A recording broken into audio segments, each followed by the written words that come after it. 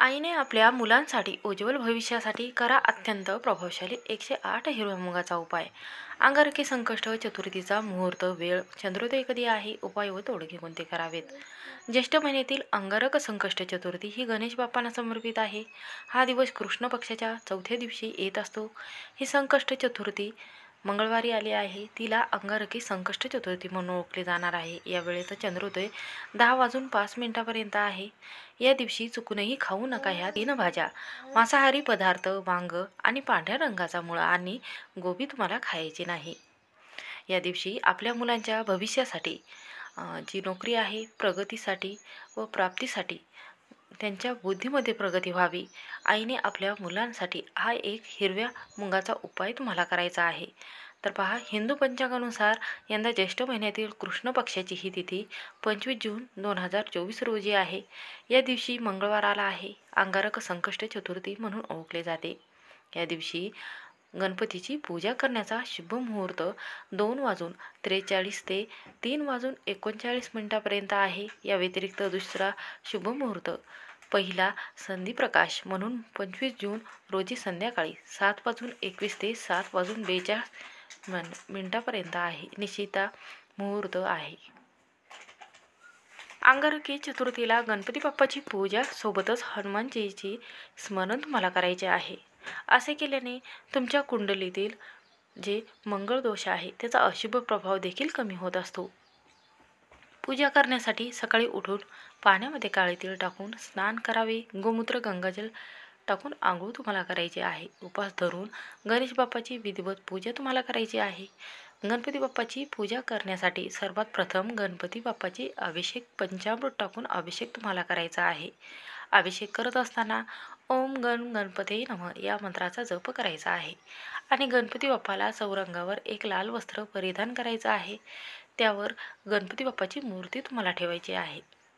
पूजेसाठी तुम्हाला गणपती बाप्पाला एक तुपाचा दिवा लावायचा आहे. अगरबत्ती, धूप, नैवेद्य, फळे आणि फुले व संध्याकाळी गणेश बाप्पाची पूजा करून बाप्पाला दुर्वा आणि मोदक नक्की अर्पण करावे. याविषयी गणपती बाप्पाला लाल शेंदूर लावावे. असे केल्याने मंगळ दोष संपत असतात व तुमच्या जीवनामध्ये कोणतेही दोष राहत नाहीत. तर गणपती बाप्पाला मोदकाचा नैवेद्य दाखवल्यानंतर तुमच्या मनातील काही इच्छा आहे त्या प्रदान करण्यासाठी सुख समृद्धीच्या तुमच्या घरामध्ये अशी म्हणून तुम्हाला मोदक व्यतिरिक्त लाडू, नारळाची वडी, खिरापत देखील अर्पण करू शकता. या दिवशी चंद्रानंतर जी श्लोक तुम्हाला म्हणायचा आहे, गणपती श्लोक, तोच वाचून मग हा उपास तुम्हाला सोडायचा आहे.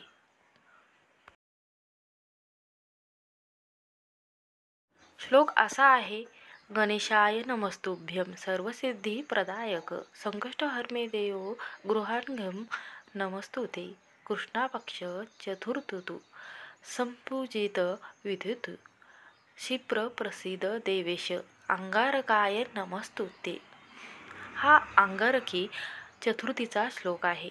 सकाळी उठल्यानंतर किंवा संध्याकाळी गणपती बाप्पाची तुम्ही पूजा करत असाल किंवा नैवेद्य अर्पण करत असाल, घरामध्ये ऐश्वर्य, धनसंपत्तीसुद्धा येत असते हा मंत्र म्हटल्यामुळे.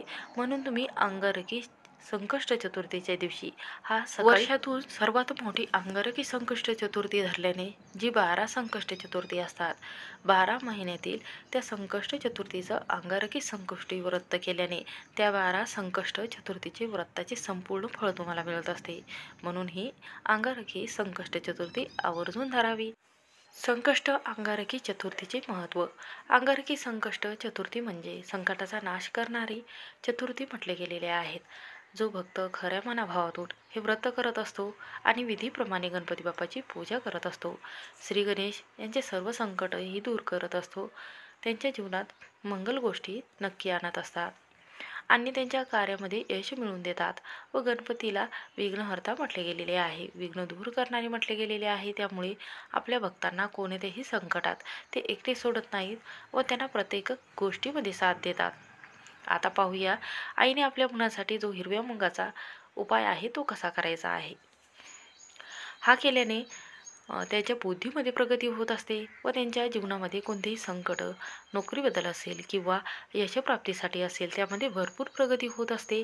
मुलांच्या जीवनातील दुःख, संकट, विघ्न दूर होऊन गणपती बाप्पाचा आशीर्वाद त्या संपूर्ण कुटुंबावर राहत असते. जे दुःख संकट आहे ते सुद्धा दूर होत असतात. तर पहा उपाय कसा करायचा आहे. तर पहा, आपल्याला लाल रंगाचा कपडा घ्यायचा आहे. त्यामध्ये 108 हिरवे मूग घ्यायचे आहे. आधी त्यानंतर लाल वस्त्र आहे, तो लाल कपडा आहे तो एका प्लेटमध्ये ठेवायचा आहे आणि त्यानंतर या प्लेटमध्ये जे एक हिरवे मूग आहे ते एक तुम्हाला त्या लाल कपड्यामध्ये टाकायचे आहे. टाकता वेळेस हा मंत्र तुम्हाला म्हणायचा आहे. ओम गण गणपते नमः. हा मंत्र 108 वेळा म्हणायचा आहे. जेव्हा तुम्ही त्या प्लेटमध्ये त्या लाल वस्त्रावर मूग टाकत आहात तेवढ्या वेळापर्यंत 108 वेळा तुम्हाला हा मंत्र म्हणायचा आहे. याची पोटली तयार करायची आहे. गणपती बाप्पाच्या फोटोसमोर तुम्हाला मूर्तीसमोर जिथे पूजा मांडलेली आहे तिथे तुम्हाला ही पोटली ठेवायची आहे. त्यानंतर तुमच्या मुलाची प्रगती व्हावी, नोकरीमध्ये यशप्राप्ती व्हावी असं तुम्हाला गणपती बाप्पाला म्हणायचं आहे. त्यानंतर संध्याकाळी आरती करायची आहे, नैवेद्य अर्पण करायचं आहे, दुर्वा अर्पण करायचा आहे, जास्वंदाचे फूल अर्पण करायचे आहे आणि त्यानंतर तुम्हाला चंद्राला अर्घ्य द्यायचा आहे आणि त्यानंतर मंत्र म्हणायचा आहे चंद्रदेवाचा. अशा पद्धतीने हा उपाय नक्की करून पहा. तुमच्या जीवनातील सर्व संकट, विघ्न दूर होतील. आणि पहा, त्यानंतर दुसऱ्या दिवशी तुम्हाला उठल्यानंतर ही जी पोटली आहे ही उचलायची आहे आणि जिथे तुमचा मुलगा झोपतो तर त्याच्या उशाखाली तुम्हाला ही पोटली ठेवून द्यायची आहे.